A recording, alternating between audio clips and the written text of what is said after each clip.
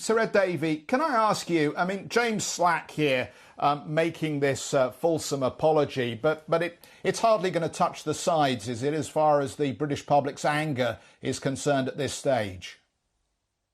Of course not. And it's rather like the Prime Minister's hopeless apology to the Parliament the other day.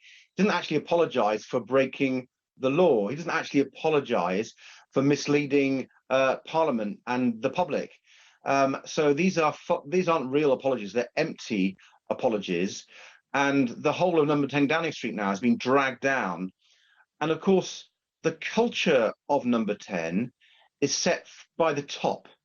And it's pretty clear now to everybody that our Prime Minister thinks there's one rule for him and his friends and another rule for the rest of us. And that's just not good enough. And that's why I and the Liberal Democrats are calling for the Prime Minister now to resign. But we have seen cabinet members, government ministers rally around in support. Rishi Sunak was a little late, I think, with his offer of support, but it did come eventually here. And there really isn't, it seems at this stage, anything like the 54 MPs needed to go to the 1922 committee to trigger any kind of leadership competition at this stage. So what do you think happens from here? I think Conservative MPs and Conservative cabinet ministers should look at themselves in the mirror. The Prime Minister's integrity is shot to pieces. He's not a decent person to lead the United Kingdom. And while Conservative MPs and Conservative cabinet ministers continue to support him, I think they're bringing the Conservative Party into disrepute. And I think they're actually bringing the country into disrepute.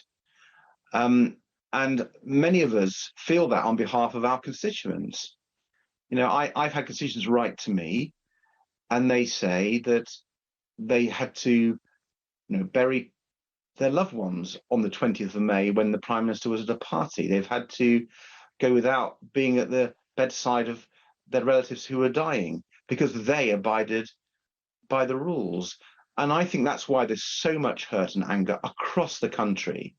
And if the Conservative Party can't see that and can't take the right action, well, I think the voters will wreak a heavy price for them, and quite rightly so. We are living in a dangerous time.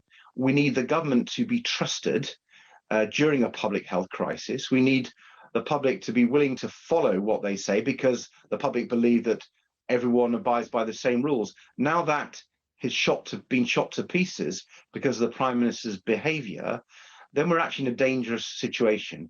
The Prime Minister is now a danger to the health of the nation, a danger to public health, because no one trusts him and no one can believe him.